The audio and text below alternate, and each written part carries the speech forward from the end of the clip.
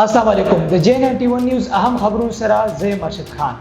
د اهم خبرونو آغاز د یو څوستان خبر نه کوو چې د پیښور کې د غیرت په نوم باندې د قتل یو واقعه مخته راغلی ده د پیښور په علاقہ متره کې خپل پلار خپل لور او زوم د غیرت په نوم باندې قتل کړی دی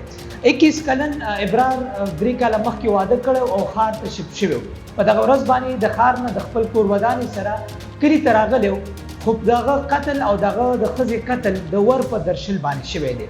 د جنې پلار د خپل زوی سره په یو ځای باندې خپل لور او دغه خپل زوم چې کوم دی په دغه ورځ باندې قتل کړی دي تاسو د یاد چې د خیبر پښتونخوا سره په ټول ملک کې د غیرت په نوم باندې داسې قتلونه مخې ته راځي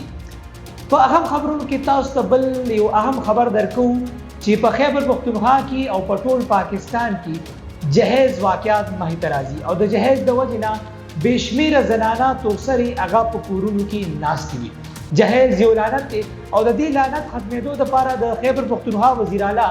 باقاعده تور باندې یو اعلان کړی دی یعنی د سوشل سکیورټي کم فند دی دغه یو داسې ماډل پیش کړی دی چې دغه تر لاندې په خیبر پښتونخوا کې مختلف اجتماعي ودونه کیږي د دې اجتماعي ودونو وروسته به هغه زنانه هغه تورسري هغه پیغلي چې په کورونو کې صرف د جهیز د وجې نه ناستې دي او د ودون نه محرومه دي هغه به هم ډیر زر په خپل سر باندې د وېدا او د واده سیره په سر کې او په هم خبرونو کې تاسو ته یو بل خبر درکو چې غټ اختر ته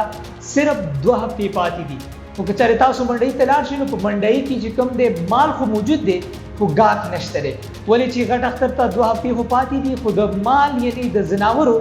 نرخ چې کوم دی هغه اسمان ته رسېدلی دی اختر رانږدې دی خو خلک چې کوم دی د څاروو اخیستلو نه محرومه دي په ټاپ نیوز کې تاسو بل خبر درکو چې یونیورسيټي د پوهې ځای هلته انسان زده کړه کوي هلته انسان د امن دپاره ځي ادب زده کوي خو داسې یو بدقسمتۍ نه واقعه په پېښور یونیورسيټي کې د اکنامکس ډپارټمنټ کې مخته راغلی ده چېرته چې د څلورم او شپږم سیمسټر سټوډنټانو جګړه کړې ده لاس یې اچولي دي صرف او صرف د ټور په مسله باندې عموما په یونیورسيټیانو کې داسې قسمه واقعات مخې ته راځي چې هلته کې په ټور باندې اتفاق نه کیږي او بیا که چېرې تاسو سټوډنټ سره په دغه کلاس کې پیغلې جینکۍ موجود وي نو په دغه ټیم کې د هر سیمسټر سټوډنټ چې کوم دی د ځان نه هیرو سازي او د دغه یونیورسيټي د ادبي محفل چې کوم دی تقدس پامال کوي هم دا بدقسمتۍ نه پېښور یونیورسيټي کې دا د جګړې واقعه مخې ته راغلې ده بولټن کې تاسو ته بل اهم او افسوسناک خبر درکو تاسو ته چې بنو کې د فوجیانو په ګاډي باندې حمله کړې شوې ده چې پکې 4 سکیورټي اهلکار شهیدان شوي دي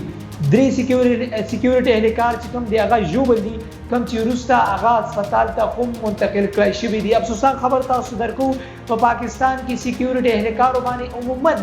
داسې قسمه حملې کیږي د دې افسوسناک خبر سره د نننۍ ټاپ نیوز چې کوم دی زه تاسو ته اجازه غواړم د الله